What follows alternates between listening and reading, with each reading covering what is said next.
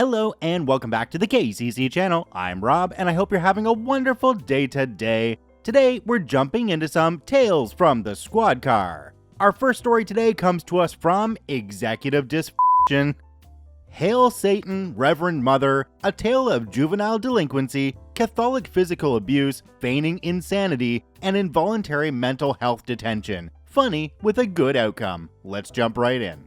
I was absolutely the epitome of the phrase problem child, probably because of home problems, but drugs, fights, theft, attitude were all other problems I had. These problems all started way too early, so my parents sent me to a notoriously strict Catholic school for my freshman year of high school.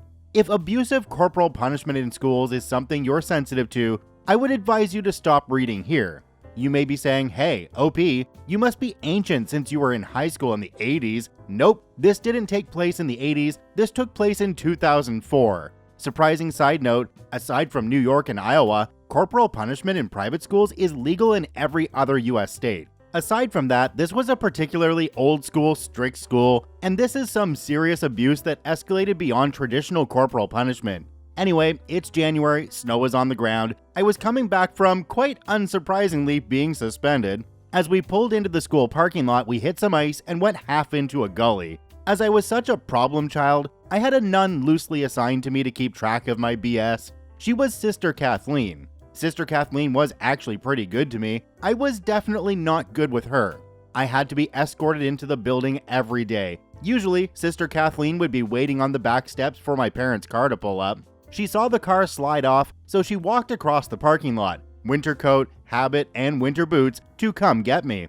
I felt like this was my time to attempt an escape, so I hop out of the car, flick Sister Kathleen the double bird, try to run. Immediately faceplant. So it looks like I'm going to school and the principal's office. After nonchalantly expressing that she doesn't appreciate being given the middle finger, I was escorted to the principal's office. In our case, the principal was also Mother Superior of the convent that covered the school. Sister Kathleen explains to Mother Superior why I have a little bit of road rash on my face. It wasn't even 30 seconds in the room before I'm being told some dumb crap, something along the lines of the Lord telling me to cool off before I burn in hell. I fell on icy concrete and slid onto snow. Funny, Mother Superior. I was asked something about if I wanted to go to hell or something along those lines, and as an edgy kid with all sorts of authority issues, I took my opportunity to let loose here. Yes, I want to go to hell. Jesus effing Christ, Hail Satan, Reverend Mother. Cue Catholic Pikachu face, Reverend Mother edition. Our nun's favorite form of corporal punishment was having you spread your fingers out on a desk with your palm down and just off the desk, then proceeding to beat the ever-loving crap out of them with a ruler. I was born left-handed. Catholic school turned me ambidextrous because they strongly discouraged left-hand writing, so my left hand was their favorite target for the ruler. Aside from that, I had a lengthy past of not reacting the way they wanted to, getting my fingers beaten, so instead of using the wider sides of the ruler or yardstick, they used the narrow side especially for me and chopped down on my fingers like it was a knife or sword. Depending on how angry the nuns were, this broke fingers. I had every finger in both hands broken by these nuns during my time at that school, most fingers in multiple places. This was reserved exclusively for me. Nobody else to my knowledge got the narrow side of the ruler. They tell me to give them my fingers, which essentially meant assume the position. Reverend Mother already had ruler in hand, and I decided to interpret give me your fingers as give me the double middle finger, which she didn't appreciate. So she chopped my fingers with the ruler, shoved me, and yelled again for my fingers.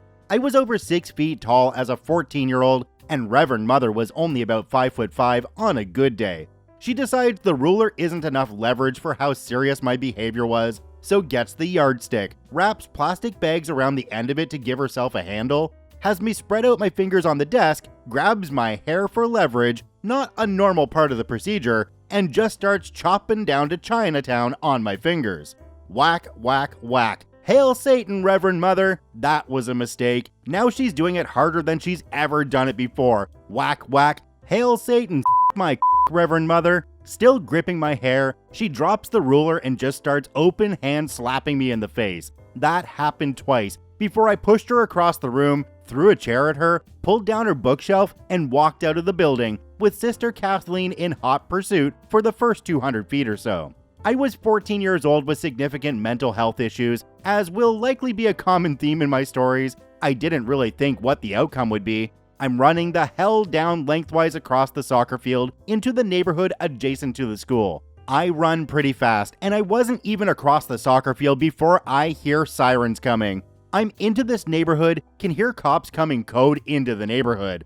I decided to strip down. I was in a few layers of clothes anyway, scavenged the things I needed out of my pockets, threw the top layer clothes into the snow, buried them, kept walking like I had no clue what happened. Cop pulls up hard next to me after a couple minutes of walking through this neighborhood, rolls down his window, asks my name. Walking faster, ignoring him, he calls me out by name and tells me to stop. I'm already out of breath, but I run some more, jump over a bush running, run down this grass space between two backyards, hop the fence to the left, which would have been east, intended to keep going between yards to the east. I quickly realized that I can handle a 4-foot fence, but no way in hell, hail Satan, that I can clear that 8-foot fence. Combined with the dog bolting at me, despite being a standard poodle, it looked kinda pissed off, so I decided to turn around and head west. Hop that little 4-foot fence again, going between that space between the 2 yards again. I could keep running north into the woods, but I decided to hop into the next backyard. This grass strip between the backyards is in a depression in the ground, with the fences being at the rim of the depression. It was particularly steep to the west. This effectively turned that fence that was 4 foot tall itself to 6 foot tall, which was too high for me to hop gracefully. I'm at the top with one leg over before I feel a cop grab my waistband. He pulls me back, fence ends up cutting into my leg. I start to fall backwards, then he grabs the collar of my shirt with his other hand, rotates, now I'm hanging by my ankle bands on my pants. I have gym shorts and boxers underneath this, so I just pull and let those pants rip and just pull the pants off. I'm still landing on my head with my back against the fence, flop down into the depression in the land on my belly, instant knee and back. I hop back up, try to fight, turn around to run. It was at this point I realized I needed to exaggerate the crazy to some degree, so time to break the good old hail Satan again. I have a cop behind me, a cop in front of me facing me. I think I can run through the cop in front of me and into the woods about 300 feet north of me. That wasn't true. He's a big dude, stops me. I'd done some wrestling, so I tried to go for the double leg. Hail Satan, hail Satan, hail Satan. Taser, taser, taser! Good old X26 had come out either a year or two before, if my memory serves. This was either my first or second exposure to taser. Definitely not remotely my last time having some of that good old neuromuscular incapacitation. Felt like getting hit with 2 baseballs at speed, then like someone was running their garden's rototiller into my back. Polyester pileup happens, probably 4 or 5 cops. At this point, even my dumb butt knew I wasn't going anywhere, but might as well play up the crazy, so I continue fighting with all of my strength, yelling Hail Satan repeatedly. They offered me the chance to walk, which I took the opportunity to try to push off and kick the cop walking in front of me. Didn't work out, back in the ground, another face full of snow, being pinned down prone in the snow in shorts. Damn it. Get dragged to the curb, making a fairly impressive blood trail on the way from finger and leg injuries. I continue this resisting with all of my effort for a good couple hours, added with the occasional head bashing for good measure, from being held down waiting for EMS through transport to the hospital emergency department, until I got some of that good old booty juice, Haldol, Ativan, Benadryl, night-night, ended up catching a week in adolescent psych. My behavioral and involvement with the legal system got much worse before it got better. This surprisingly didn't get me expelled from the Catholic school, had to keep going there for the remainder of my freshman year. However, as an adult, I've turned it all around pretty well. I've accumulated quite an impressive juvenile record. However, I got all but a few drug charges expunged a couple years after I turned 18, and those records are sealed. I now work in the medical and education field, am a fairly productive adult. I was a veterinary technician in a zoo setting, then an office setting, specializing in exotics anesthesia. Then I was an EMT working as a patient care tech in a medical surgical unit at the same hospital I was brought to. Then I was an EMT psych tech in a group home for adolescents with serious mental health issues. Then I was an EMT psych tech in the hospital I was treated at, while volunteering at the EMS service I was transported by. Then I became a paramedic, working at the EMS service I was transported by. Then I became a nurse working in the hospital I was treated at. Then I took a brief stint off medicine to teach English abroad, and then came back to working in medicine. I've been a paramedic for 9 years working in the EMS service that transported me. I've also been a nurse for 7 years now, active in both roles. As far as EMS, I'm a field training officer and heavily involved with training, aside from just general field medicine, and am on various specialist teams, including Hazmat EMS and our SAR Austere Critical Care team. As far as nursing, I've been certified for work at the neonatal, pediatric, and adult levels. I'm certified in pre-hospital nursing, critical and intensive care, emergency medicine, rapid response team, ECMO specialist, psych and child welfare investigator, nursing specialist, as well as nursing education and precepting. I float through the hospital and EMS in varying roles depending on staffing needs. I'm also a nationally certified school nurse as well as licensed in my state as a substitute teacher, very occasionally working in various schools in the area as needed. My next goal is to get into hyperbaric critical care, which I'm applying to take classes in. I have a wife, 4 kids, cycle of abuse has been broken, and everything is going pretty decent nowadays. I love hearing stories of people who have managed to turn their lives around, being a delinquent little crap, but then becoming a very successful person who's in a line of work where they help other people on a daily basis. Now, there was a little exchange down in the comments where OP was asked if they were religious at all, and I feel like this wraps up the story. OP replied, "Ordained minister of the Church of the Flying Spaghetti Monster." And all I have to say to that is Ramen. Do me a quick favor, have a look down below the video. If that subscribe button's still red, it means you're not actually subscribed to the KCC channel. Please hit that subscribe button for more daily Reddit stories. Alright, going back to the deputy side of Tales from the Squad Car, our next story comes to us from Jolly Green Spartan, Helpless. Let's jump right in.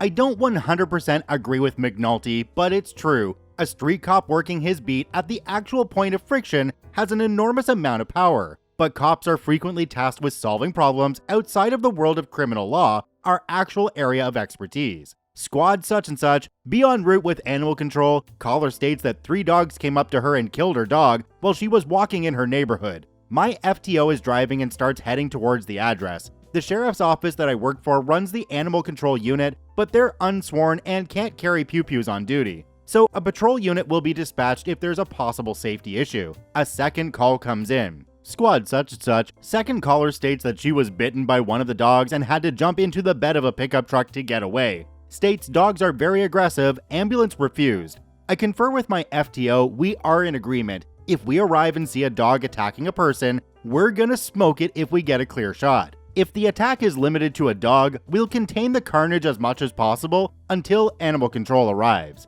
We arrive to a scene that is both calm and eerie. I see a young woman and a little ways away an older woman standing over the body of a small dog. A Yorkie, I think. There are no other dogs in sight, no barking or growling to be heard. I walk over to the older woman, assuming she's our first caller.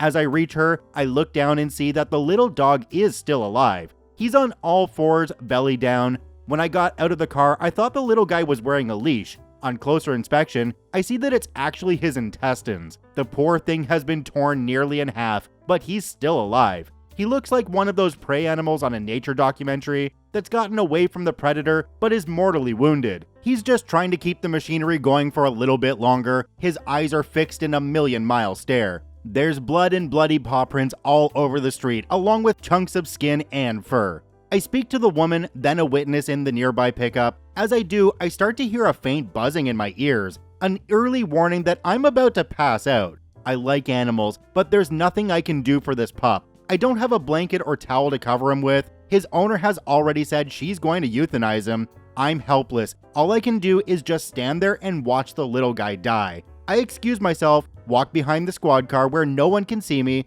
and put my head between my knees until the buzzing stops. 2 weeks prior to this, one of my cats died. He was 15 and we had an appointment to put him down. The day before his appointment, he woke me up crying. He cried all day. The only thing that made him feel better was when I carried him outside and we sat in the sun together. I went to work and came home to find him dead. He had suffered his whole last day, just like this little dog was going to suffer, and there was nothing I could do about it. Animal control arrived and whisked the little guy away to the vet of his owner's choice. Turns out that the younger woman who was on scene as well as our second caller, ran a fly-by-night dog-sitting company. Our second caller, who corralled the dogs in the house before leaving for the hospital, had let the dogs into the unfenced backyard without putting them on leashes, because that's what the owners do with them. All 3 dogs weighed over 80 pounds. The owners told the dog sitter that the dogs had never been aggressive. You know, I think if this were out in the country that the police officer would have thought nothing of ending the dog's suffering. I mean, up where I am with roadkill, they'll do that if they have to. If it's a deer and it's mortally wounded, or a moose or even a bear, the police officer will generally take care of it. Sure, it's a little bit more paperwork, but it's the humane thing to do. It just makes me really upset to hear about this older woman looking down at her companion when that might be all she has left in this world. Wow, we're ending this video on a sad note. That sucks. But remember, the first story was hilarious. Check out both OPs linked at the description down below. I thank you for watching. I hope you have a wonderful day, and we'll see you tomorrow.